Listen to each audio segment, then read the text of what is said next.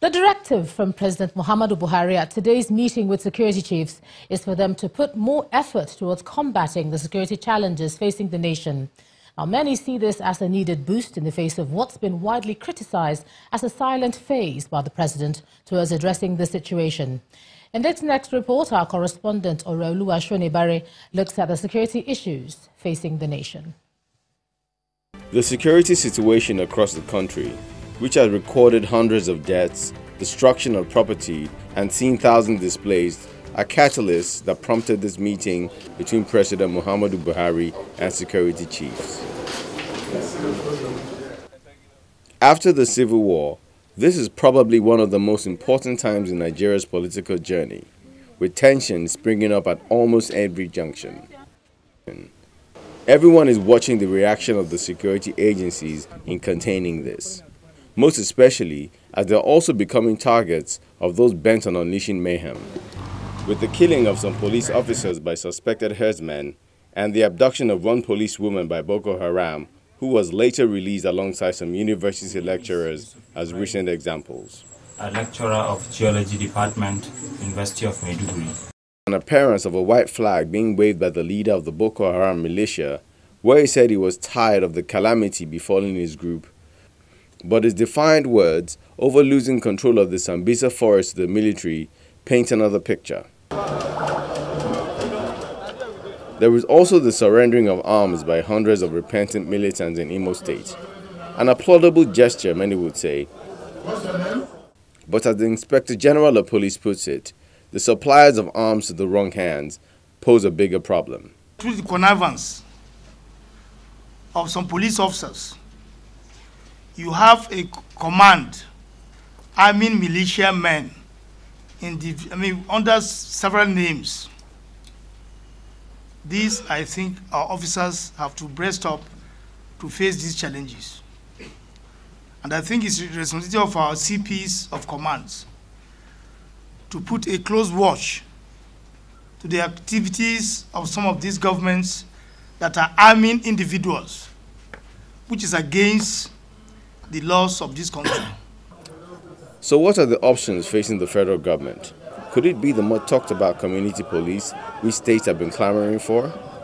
The Vice President, Professor Yemi Osinbajo, certainly thinks so and recommends it. We cannot realistically police a country the size of Nigeria centrally from Abuja. State police and other community policing methods are clearly the way to go.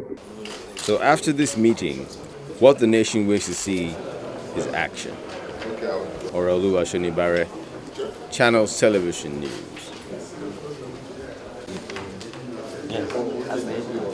And let's put all this into perspective. I'm being joined by a security consultant and a retired major officer, Major General Cecil Esekaigbe. Thanks a lot for joining us on the news at 10. Thank you, Joma, for having me. Let me start off from where Ore ended there, talking about the nation wanting to see action. And this government has been criticized for its response, even whether you're looking at whether there's timeliness or the sort of response that they have given. Are things on course now with the meeting that you saw today? What do you think?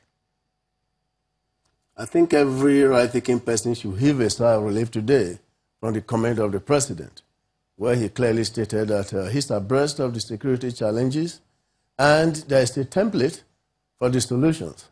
The templates are not only good to get the confidence of Nigerians, but they are going to be enduring. So, any cause for cautious optimism. But however, we have to brace up. We have to cross the T's and dot the I's to get it right. I know you're talking about bracing up, and I hear you saying the president mentioned the seriousness of the situation the country is facing right now. But what manner of action are you looking to see? What are you expecting to see from the service chiefs beyond the rhetoric that we hear, that, you know, they need to step up their efforts, they need to do more? Yes, we know that. But what specific sort of thing shall we be looking for at this time? Interestingly, there will be committees, one headed by the Vice President, and the National Assembly also doing many things in that regard. There were a committee that visited Benue State. And the good thing there was that a report came up, and they felt the report was not all embracing, and they send them back to go and complete the job. So everybody is beginning to look at it holistically to see a way where we can get around it. The security agencies have a role to play, and with this meeting today, I think the president made it very, very clear, and even the statement of the president a few days ago, that they should go after those headers of farmers who are perpetrating these evils, and the clear directive that those who are with illegal weapons should be dealt with. So this calls for a serious mobilization effort to arrest the proliferation of small arms and light weapons in the country. Yes, I was going to take you up on... beyond ad hoc measures. I was going to take you up on that. When you say that those who bear such arms should be dealt with, when you speak with some of the people in the community there, oftentimes when they see them wielding such arms, it's to come and attack them. So what should their response be at a time like this? Yes, we've said prosecute those who are found. What do you do about those who are being armed? And when you do, they can see them in open sight. What are they supposed to do?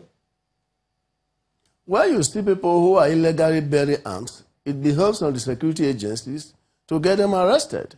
No matter how sophisticated militias and gangs will be, they cannot overpower, security forces that are deliberate in their actions and they are well equipped. So if any illegal carrying of arms are noticed, they should be appropriately checked. And I still think that Nigerian security agencies have the wherewithal to do that.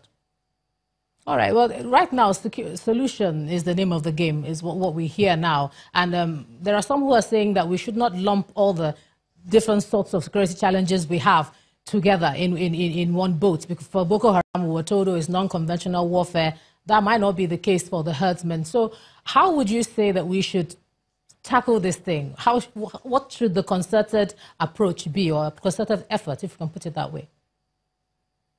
First and foremost, we should not politicize security or guided utterances from some traditional rulers, from some native leaders in their villages who do not understand the premise of security should be checked.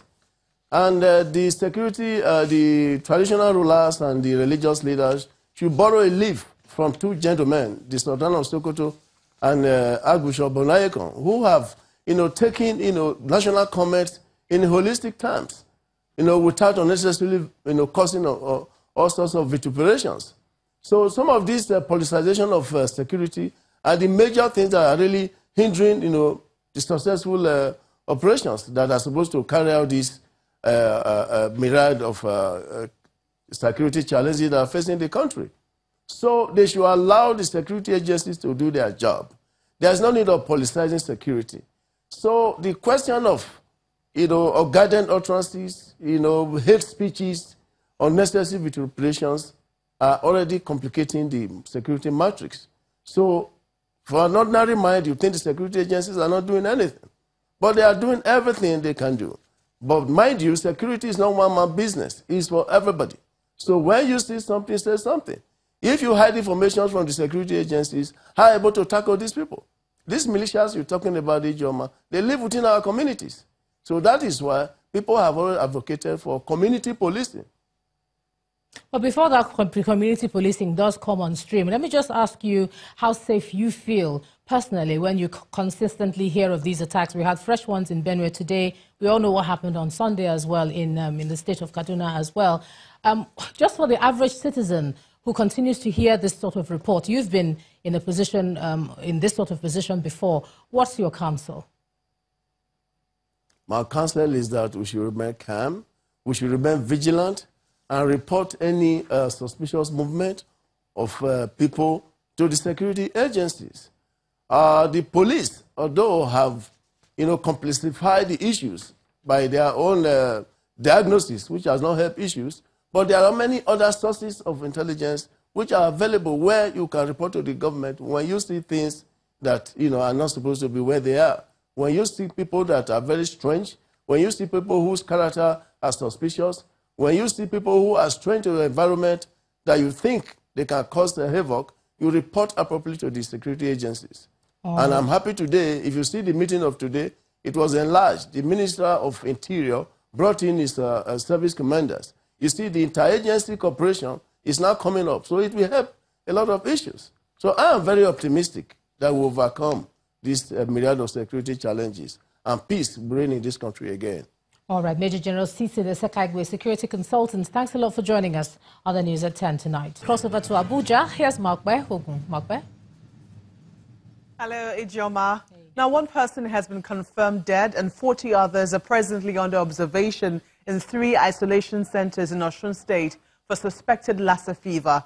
This is according to the Osun State chairman of the Nigerian Medical Association, Dr. Tokunbo Olajumoke, during a sensitization program at all major markets in Osogbo, the state capital. He explains that the sensitization tour is to alert the public on the effects of the epidemic and steps to take when a case is cited. Now, workers of the National Health Insurance Scheme, that's the NHIS, carried out 2 separate protests over the recall of the Executive Secretary of the scheme, Professor Usman Yusuf, today in Abuja.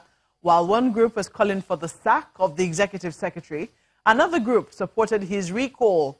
Both protests took place within the premises of the NHIS under the watchful eyes of security operatives.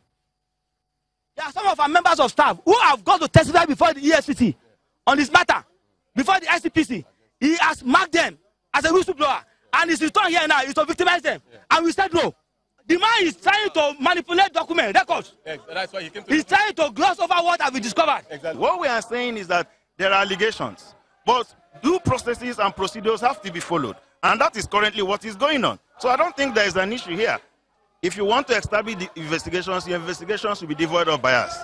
So any investigation that is not devoid of bias should not be taken serious. The suspension of Honorable Minister, the Executive Secretary by the Honorable Minister, you first have to ask from the foundation and the basics, is it devoid of bias? On this we stand. If it is devoid of bias, we will respect it. But we believe that it's not devoid of bias.